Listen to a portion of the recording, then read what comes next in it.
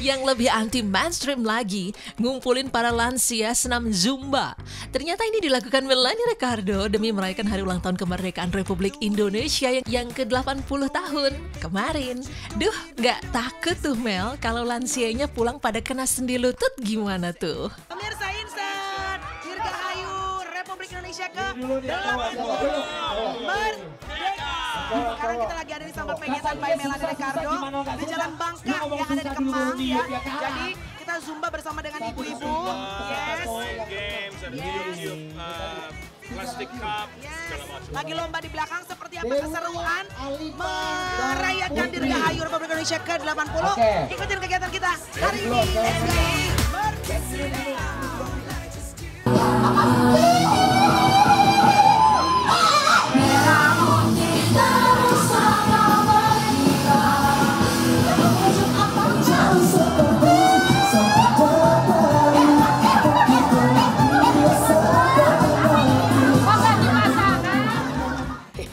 Jadi hari ini kita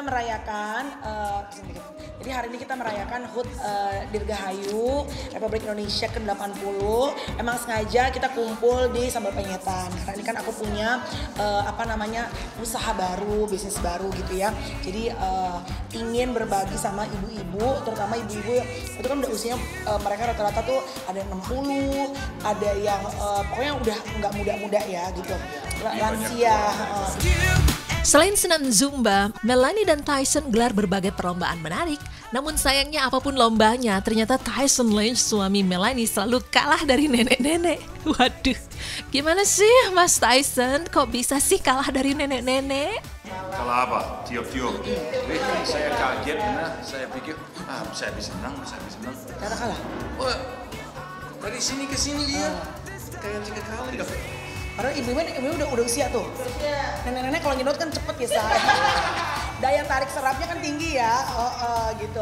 Tapi luar biasa sih, kelihatan banget. Jadi kalau aku tadi ngobrol, ternyata mereka itu kayak ada kumpulan grup gitu. Manula-manula yang tiap CFD itu suka janjian olahraga bersama. Jadi emang badannya udah kebiasa, udah fit gitu. Dan saya kalau untuk games itu tidak apa-apa, karena saya menang. Si Aja nih, si Pitung. Siapa Aja nih? Si Aja Pitung. Tahu nggak kenapa Tyson sama Courage kalah? Karena harus Indonesia yang menang hari ini. Iya kan? Karena hari ini adalah Dirgahayu kita mendapatkan kemerdekaan. Jadi si Pitung, kowe boleh pulang kampung, ya kan? Kalah dalam perlombaan gak apa-apa dong, asalkan gak kalah dalam cinta. Cilah, romantis juga nih Tyson. Sampai bikin Melanie salting gitu deh. Namun ada yang patut diapresiasi dari Tyson nih. Menurut pria berkeluarga negaraan Australia ini, kalah dalam lomba 17-an gak apa-apa, asalkan harus tetap bangga tinggal di Indonesia yang sudah menjadi seperti rumah pertama baginya. Memang saya senang sekali sudah 15 tahun di Indonesia. Indonesia is my home sekarang. Walaupun saya asli dari Australia, Indonesia itu kayak rumah buat saya. Jadi saya senang ikutin, melihat siapapun aktivitas pakai merah putih, karena hormat banget. Hormat. Tidak hormat. Hormat. Tidak hormat. Senang. Usut punya usut, Tyson ternyata punya pengalaman traumatis saat pertama kali berlibur ke Indonesia di usia masih sweet 17. Gara-garanya kepincut pesona cewek Indonesia, tahunya dompet dan jam tangan mahal ditelep sang cewek. Apesnya, sampai-sampai Tyson pernah berjanji tak ingin datang ke Indonesia lagi. Time you came here, 16 years ago, 18 years ago? Ya udah. 17 years. Mungkin 17 tahun ya udah Tyson gitu. Padahal Tyson itu ada cerita fun fact menarik. Pernah ke Bali first time. Apa? Dulu long time ago. Terus ketemu sama cewek.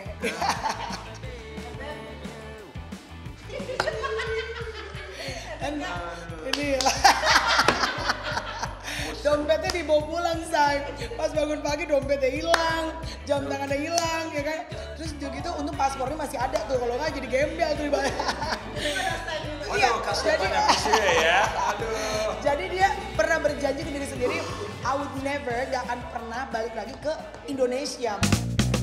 Melanie kini bahagia jadi istri Tyson dan yang membuat bangga adalah meskipun masih berkeluarga negaraan Australia, Tyson lebih merasa aman tinggal di Indonesia ketimbang di negara asalnya.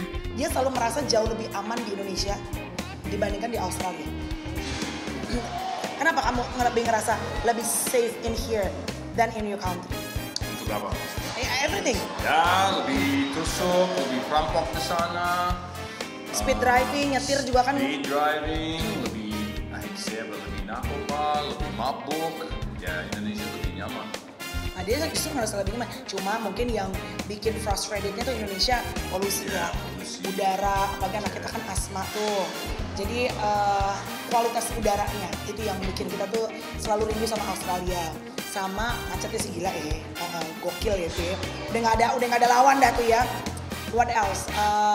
Tapi yang lain-lainnya, even kalau kita lagi ke Australia, selalu ada homesick, rindu untuk pulang gitu. Seibaratnya lo bilang, lu nggak enak di Indonesia, tetap memang very comfortable, nyaman ya Indonesia sekolah.